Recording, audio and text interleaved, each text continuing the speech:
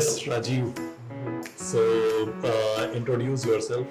So I recently completed my graduation, and as soon as I completed it, I wanted to go for digital marketing.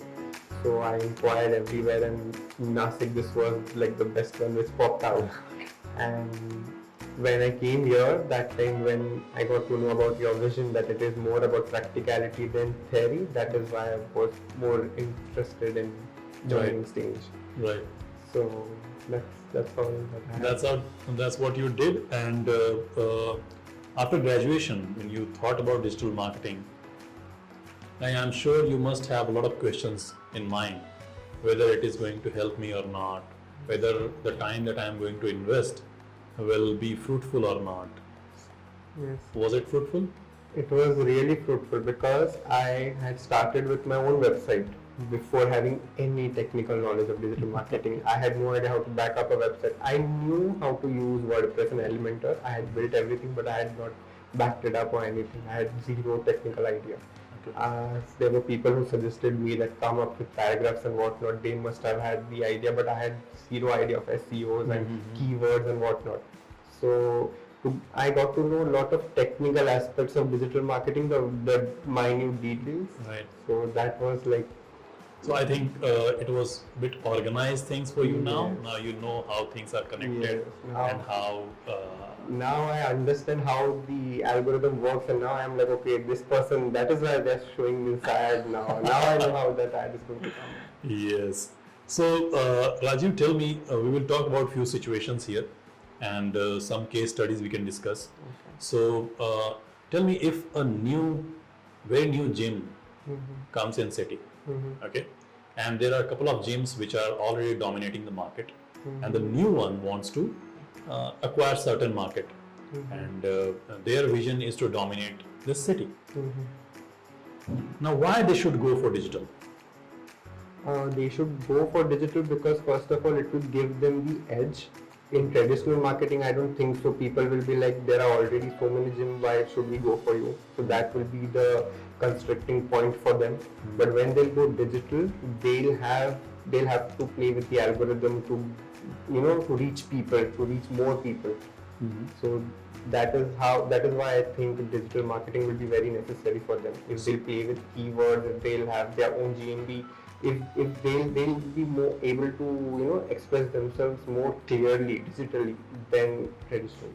So if you will be placed in a position where that new gym is now giving you project, first 2 months, what will be your strategy and what exactly you will do over there? If they are really fresh, first thing would be to do the keyword research, because there are already so many people involved in the same thing. So we'll have to target those keywords which are not being used by other people, or which are being used by other people as well. The negative ones as well, the bad keywords, where we don't want to be shown. We'll have to start with their GMB as well. We'll have to make it very clear what their vision is all about, how they are being very different. We'll have to make their social media presence more comfortable, coming up with brand colors and whatnot. That is how I'll spend my 2 months, just making people aware that this thing is present over here. And any paid advertisement campaign you will start for them? For starting paid advertisement campaigns, I'll go with Google Ads, brand awareness one, because that will make people much more familiar with them. And then later on, after 2 months, we'll see what next strategy. So brand awareness, you're talking about Facebook ads. Yeah. That's where your brand awareness and reach at. So you are parallelly starting with brand awareness in Facebook and Instagram. Yeah. All right. So now tell me, what exactly you will do if you have 2 clients, they both are running gym, okay? It may come as conflict of interest. You are already working for one gym and another gym comes. So how you handle the situation, what exactly you will do in that case? If I'm handling 2 similar clients, in this case, if they are running a gym, while running advertisement campaigns, we'll try to not overlap with the area, the location where the ad is being shown, because that is one advantage that we can do, especially in Google Ads as well. Yes. We can set up the location so that the customers are not being confused. Okay. So that is one thing which we will be able to do. Again, we'll have to play with keywords. We'll have to mention the location clearly. So we'll mention the location which is nearby that gym, so that the people which won't be able to come to that gym, they won't be able to know also about it. Yeah. But if both gyms are neighbors, then there will be problem, right? So just them to do partnership thing. all right. So tell me again, for the gym part, you have some communication channels like you have SMS, you have email, WhatsApp, Telegram. Which one you will prefer as your main priority communication channel, and why? I prefer the social media ones, especially Facebook and WhatsApp ones, because in India that has more traction than anything else. Like we know email marketing and all those things are there, they're present, but they are way too formal for people to get into. And Right. especially someone who's going to go to the gym, they are not going to open up the email and read the details. Yes. They'll be more familiar with Facebook and WhatsApp. So in WhatsApp, say if I have to send 5,000 people or 10,000 people, I have to send one message, broadcast one message. How you will do that? There is this option of broadcast lists. We can add people, or we can even create groups and multiple groups, and that is how we can reach. So how many people you can send in one broadcast? How many people you can send it to? It's around 256 you can send, right? Okay. So, but if our requirement is for 10,000 or 5,000 people getting updates via WhatsApp, then you will have to go for bulk WhatsApp options. Like many bulk WhatsApp options are there. So from there you can choose. Now tell me something about SEO. Like say for example, a very competitive keyword is there. Say like get a car loan. A very competitive keyword. Now get a car loan. I want to rank over there. Okay. What will be your strategy for me? Now my goal is to rank for get a car loan. Okay. What will be your strategy in SEO? Will you accept that project? Like, is it possible? Or well, it will be a challenge because it is going to be very competitive. But if we are able to, perfect the SEO for that keyword, we'll definitely rank. Okay. So we'll go for multiple ways. We'll try to perfect every aspect of SEO. Like if they have a website, we'll try to reach the exact keyword. That's what we can do. So in say get a car loan, are you going to target this keyword only, or you are going to modify the keyword, at least focus keyword a little bit, or how you? If it's a competitive keyword, it's best advised to use all the types of keywords. The broad match one, the phrase one. The long tail keyword probably, long tail. because broad match and phrase match, it will come in Google Ads part, right? There you will target based on that. So here you will probably go with long tail keywords. You can go and tell me, say I came to you and I know the importance of off-page SEO. What exactly you will do for link building for my website? Say I need backlinks, right? Yeah. I need backlinks for SEO. So what 4 things you will do to get maximum number of backlinks for me on this website? For off-page SEO, I would obviously there is the first thing that comes to my mind is guest blog articles. Yeah. If it is about car loan thing, we can obviously go for press releases as well. And most efficient one that we have right in our hands is social media. That is what we can do to promote them. We can also do the reverse guest article thing as well. We'll write for someone, they'll write for us. Okay. And say how you will get backlinks from high DA or high domain authority websites? First of all, we'll have to clean up our own website web pages. We have to make sure we ourselves are following the the right path. Everything is clear on our side, and that's how we can approach them once. What do you mean by clear in our side? What exactly will be done in that case? I mean to say that our pages are being very optimized. Okay. Their speed, uh, So the on-page part you have completed. yeah, like the probably. on-page part and like Okay. the white hat SEO thing. Like everything is very clean and clear from our side. That is Okay. how those people would want to be associated with us. That's what we do. Okay. So press release and guest article were good suggestions for that. You can start with. Now tell me, if I have to write a guest article on somebody's website, right? They are accepting it, but they are going to review our content. Okay. Now, what exactly you will do if somebody will steal your content? Say you shared a content with me saying that I want to write this particular article on your website, but without your permission I published that. How you will tackle that situation? Uh, we'll have to send them with a watermark first of all, so that they cannot steal it. Make sure to write our own name, brand name, and everything has to be there related to us, so that it will be easier for us to rectify. Another thing is that when we write an article, we do our research. So cross questioning then would be a major point for us, that we know what we have written. Okay. We know from where we have researched. I don't think so the other person will be able to answer those questions if they haven't written the article. Yeah, and while providing also, you can give them a brief article rather than the complete one, so that it will be. And any idea what is DMCA? DMCA is a complaint that you can file with Google about, if anything is happening like that, they can report to Google. Okay, when it comes to Facebook advertisement, what is conversion ad?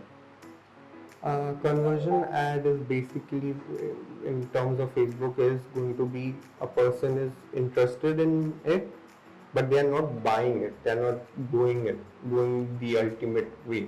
Okay. So we'll run the conversion ad again and again so that they convert eventually. They buy something. They Okay. use the service. So, do you track any event in conversion ad?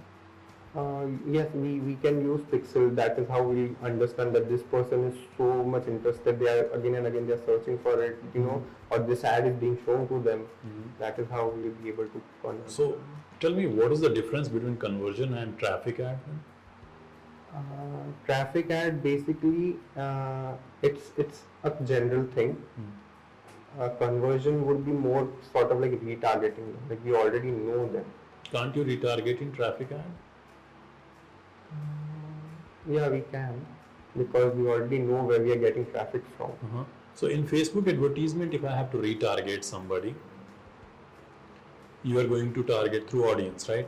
So in audience, how exactly you will choose the audience for retargeting in Facebook? Say, I want, my visitors, my website visitors should see Instagram ad or Facebook ad. So in that case, how exactly you will target the audience? How exactly you will retarget that audience? Okay, so first of all, in audience, we can obviously, if we have to show them something related to Instagram, the demographic is going to be relatively young. So we can choose the demographic. But we have to retarget.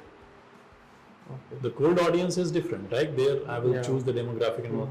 So I want to retarget everybody who came on my website. So any idea what custom audience? Yeah, we can create a custom audience, but then retargeting them would be very difficult, because we have to select the days, I think. Yeah, people who visited my website in last on those 30 particular days, days, right? Yeah. So the custom audience part in Facebook advertisement is for retargeting. You will retarget people from there. There are various retargeting options available. Okay, coming back to Google Ads. If my job is to generate leads, okay, I want to generate leads and I want to track with this campaign how many leads came in my system because of this ad campaign. Is it possible?